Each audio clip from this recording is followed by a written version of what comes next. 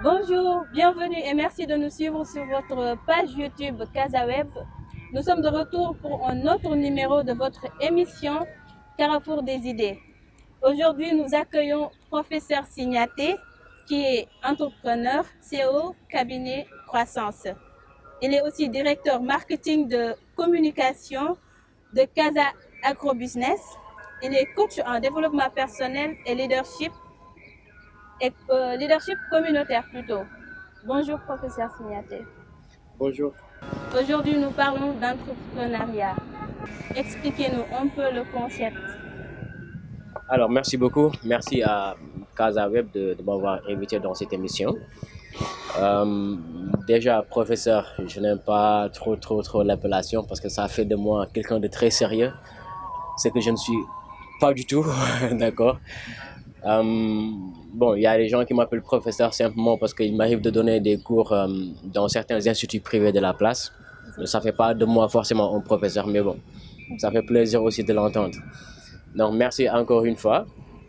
Et de la présentation aussi, elle est assez exhaustive. Maintenant, par rapport à votre question, c'est quoi entreprendre? Ok. Alors, je dirais qu'entreprendre, c'est un mot aujourd'hui qui est extrêmement galvaudé. C'est devenu un mot très usité, on l'entend partout. Beaucoup de gens vont utiliser le mot dans différents contextes, ce qui en fait déjà une activité qui va dépendre d'une manière ou d'une autre de la personne qui l'utilise, de la personne qui l'emploie simplement. À mon niveau, je pense que dans un contexte purement sénégalais, l'entrepreneuriat peut se définir de plusieurs manières. Elle peut se définir de plusieurs manières et ce que je retiens le plus du mot entrepreneuriat, c'est quoi? C'est que déjà quand vous prenez le mot entreprendre, il y a deux concepts qui sont là-dedans. Il y a le concept de entrer et celui de prendre. Donc entreprendre, entrer et prendre. Et cette façon de voir les choses, elle est assez puissante en fait. Parce qu'elle va décomplexer le terme, elle va décomplexer le concept d'entrepreneuriat. Je parle de décomplexer, pourquoi? Parce qu'à un moment donné, on va comprendre qu'au Sénégal, beaucoup de gens vont prendre l'entrepreneuriat comme quelque chose d'extraordinaire. Ils vont le considérer comme quelque chose qui leur vient du haut. Et ils vont avoir du mal à se l'approprier. Or, ce n'est vraiment pas quelque chose de diable. Ce n'est vraiment pas quelque chose de si extraordinaire que ça. Si on prend l'histoire générale de nous en tant qu'Africains, on se rend compte que de tout temps, les Africains, de manière générale, ont toujours été des entrepreneurs. Je dis qu'ils ont toujours été des entrepreneurs, pourquoi? Parce que dès le début, dès l'histoire, nous, on essaie et on était déjà entrepreneurs. C'est-à-dire qu'on n'avait pas besoin d'avoir une profession quelconque ou d'étudier, d'aller à l'école ou de faire des choses. À la base, on ne connaissait pas ça. Ce que les gens connaissaient, c'était tu nais dans une famille qui est forgeron. Alors naturellement, tu vas devenir forgeron. Alors tu es entrepreneur. Tu nais dans une famille de pêcheurs, disons. Tu vas grandir en tant que pêcheur. Ce n'est que ça que tu vas connaître. Tu vas devenir pêcheur. Ce que je veux dire par là, c'est que tu vas devenir quelqu'un de purement indépendant, qui mène une activité indépendante, qui n'a pas besoin de salaire pour faire ce qu'il fait et qui gagne sa vie simplement par la sueur de son front, par son travail. Pour moi, c'est ça l'entrepreneuriat à la base. Ce qui fait que, de manière générale, tout le monde ou tous les Africains sont des entrepreneurs. Et cela s'explique aujourd'hui. Parce que vous allez voir aujourd'hui beaucoup de Sénégalais, ils n'ont pas de travail en tant que tel, rémunéré, ils n'ont pas de salaire. Mais ils se réveillent chaque matin et ils vont aller travailler quand même. C'est ça l'entrepreneuriat. Ils se réveillent et ils vont faire quelque chose de leur vie. Ils se réveillent, comme on le dit en Wolof, dañuy xëy. Ñëppay xëy. Même si tu n'as pas de travail, mais personne te regarde de te lever le matin et rester à la maison tranquille à boire le thé. Ta maman va te dire, xëyil comme sa morom yi, va faire comme tout le monde. C'est assez puissant en fait comme concept. Parce que c'est ça justement qui fait l'entrepreneur. Le fait que tu puisses te réveiller chaque matin et que tu puisses aller chercher quelque chose à te mettre dans la poche pour te nourrir toi-même et nourrir ta famille sans pour autant avoir besoin d'un travail rémunéré, d'un salaire ou d'attendre quoi que ce soit de l'État. Pour moi, c'est ça le plus important. C'est un peu comme ce que nos grands-parents appellent démerder. Se démerder, voilà, se démerder. Quoi. Voilà, Doroir, Devoir. on peut l'appeler ça comme ça aussi. On peut appeler ça autrement. Il y a beaucoup de concepts au Sénégal qui pour moi, en tout cas personnellement, corroborent bien ce concept de l'entrepreneuriat. Maintenant, l'autre chose qu'il faut dire, c'est que il y a au moins deux catégories d'entrepreneurs dans ce sens-là. La première catégorie, c'est ce qu'on va appeler les entrepreneurs par défaut ou les entrepreneurs par obligation. Ce sont ces personnes-là qui, comme je l'ai décrit tout à l'heure, qui se réveillent chaque matin, qui vont aller faire quelque chose de leur vie, justement parce qu'ils n'ont pas de travail, en tout cas formel. D'accord? Ils se réveillent, ils vont aller entreprendre. Ils mettent en place des projets, ils développent une petite activité génératrice de revenus, justement parce qu'ils n'ont pas autre chose. D'accord? Eux, c'est des entrepreneurs par défaut. Maintenant, il y a des entrepreneurs par profession. C'est ceux-là qui ont des idées, qui essaient de démarrer l'idée, qui vont trouver un financement, qui vont mettre en place une entreprise formelle et qui va payer des impôts, etc. Ils vont devenir directeurs, ils vont faire des choses et après ils vont grimper jusqu'à créer peut-être un empire. Ça, c'est des entrepreneurs de profession. C'est en quelque sorte, voilà, se lever et faire quelque chose. Voilà, aller, pour aller de l'avant, quoi. Comment se lancer dans l'entrepreneuriat? Puisque vous venez tout juste de nous parler d'entrepreneur professionnel ou d'entrepreneur par obligation, comment entreprendre? Voici une question très pertinente déjà, mais une question très vaste. Le comment entreprendre. Je dirais que, vous savez, au Sénégal, par exemple, il n'y a pas réellement de formation en entrepreneuriat. Il n'y a pas d'école d'entrepreneuriat. Je veux dire, on ne nous apprend pas à l'école comment entreprendre. Cette formation-là, elle n'existe purement pas. Ok? Il y a peut-être des instituts aujourd'hui dans les écoles de formation. On essaie de plus en plus de faire en sorte que les étudiants à leur niveau puissent avoir des cours d'entrepreneuriat et tout. Il y a des écoles qui se spécialisent de plus en plus dans ce domaine-là. Mais de manière générale, il n'y en a pas. Il n'y a pas de réelle formation en entrepreneuriat. Ce qui fait qu'il ne va pas y avoir de chemin tout tracé pour dire que si on veut entreprendre, voici le chemin à emprunter. D'ailleurs, il existe autant de cheminements entrepreneurial que d'entrepreneurs à travers le monde entier. Donc, il n'y a pas de chemin tout fait. Moi, par exemple, je n'ai pas appris l'entrepreneuriat à l'école. Tout ce que j'ai appris de l'entrepreneuriat et que j'enseigne aujourd'hui dans certaines écoles, je l'ai appris sur le tas. Je l'ai appris en entreprenant justement. Et maintenant, après, on a eu à faire des formations accélérées par-ci, par-là pour un peu théoriser ce qu'on fait déjà. Mais à la base, c'est des connaissances qu'on acquiert en pratiquant. Okay? Donc, la vérité, c'est quoi? La vérité par rapport à comment entreprendre, c'est que à la base, il y a une idée. Il y a une idée. Et il y a une envie forte de réaliser cette idée-là et de se lancer. Pour moi, c'est que ça. On a d'abord une idée. On se dit, peut-être que si je fais ceci, ça peut marcher. Alors, je me lance. Et je me arme d'abord d'une envie farouche, d'une volonté inébranlable de réaliser cette idée-là. Et c'est comme cela qu'on démarre. Maintenant, entre démarrer et réussir ce qu'on a démarré, le fossé aussi, il est grand. Ça, c'est toute autre chose. Maintenant, au Sénégal, on va rencontrer des gens qui vont dire, par exemple, ils sont des coachs en entrepreneuriat, il y a des incubateurs qui sont ici, qui accompagnent.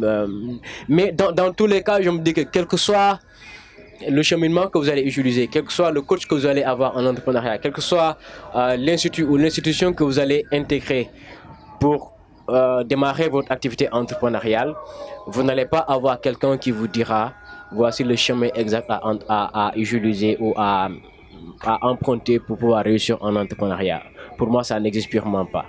D'accord? Donc, il faut vraiment être dans cet esprit-là, de se dire il me faut d'abord avoir une idée et il me faut beaucoup de volonté pour pouvoir la réaliser. Donc, on peut retenir que entreprendre, c'est gagner sa vie dans l'indépendance. Je dirais que l'indépendance, c'est autre chose. Hein. L'indépendance, c'est autre chose. C'est vrai que beaucoup d'entrepreneurs, quand tu leur parles, ils te disent je veux entreprendre parce que je veux être financièrement indépendant. Et ça, c'est bien. Mais parallèlement, il y a beaucoup d'entrepreneurs qui entreprennent, mais qui ne sont pas forcément indépendants. D'accord? Là, il y a différentes exceptions aussi au niveau de l'entrepreneuriat, mais je pense qu'on y reviendra quand on va parler de la question de la réussite en entrepreneuriat et tout ça. on verra cela de façon un peu plus large. Mais pour moi, l'entrepreneuriat et surtout le comment entreprendre se trouve dans la volonté qu'on va y mettre. C'est ça qui va faire le cheminement. C'est ça qui va faire l'itinéraire qu'on va utiliser jusqu'à la réussite. Quels sont les avantages? Et s'il en existe aussi, pouvez nous parler des inconvénients? Puisque entreprendre, c'est en quelque sorte une liberté. Une liberté, voilà. On ne te définit pas la route à suivre, il n'y a pas d'itinéraire, il n'y a rien. Voilà, tu viens, tu as un projet ou tu as une idée en tête, tu aimerais la réaliser, mais tu n'as pas de chemin à suivre, quoi. Tu te débrouilles avec tes propres moyens pour s'en sortir. C'est ça, en fait. Tout à l'heure, je voulais le dire. En fait, l'un des principaux problèmes qu'on a au Sénégal, particulièrement dans le domaine de l'entrepreneuriat, c'est ce qu'on appelle un peu le manque de mentorship. C'est-à-dire qu'une fois que tu as ton idée à toi, tu as beau avoir la volonté. En principe, tu dois avoir besoin de quelqu'un pour te guider. Malheureusement, c'est ça qui manque un peu au Sénégal. Beaucoup de gens ont des idées, mais n'ont personne pour leur dire voici comment il faut faire, voici le chemin qu'il faut emprunter. Comme je l'ai dit, c'est vrai qu'il n'y a pas de chemin particulier, mais ça aurait été toujours bien d'avoir des gens qui ont déjà fait un certain chemin jusqu'à arriver à un certain niveau, qui vous disent voici le chemin le plus rapide, disons, ou si tu passes par là, tu peux aller plus vite. Ou bien, au moins, voici les erreurs que tu dois éviter. Parce que moi, j'ai déjà fait ces erreurs-là, ça ne marche pas. Donc, passe par là, passe par là. Ça, c'est ce qu'on appelle un mentorship. Des gens qui peuvent accompagner d'autres entrepreneurs. Malheureusement, ce qui se passe au Sénégal, c'est quoi? C'est que beaucoup de gens ont réussi, certes, mais l'égoïsme, d'accord, le manque de solidarité entre nous, cela fait que les gens, ils vont se recroqueviller sur eux-mêmes et ils ne vont pas partager avec les gens le chemin vers la réussite.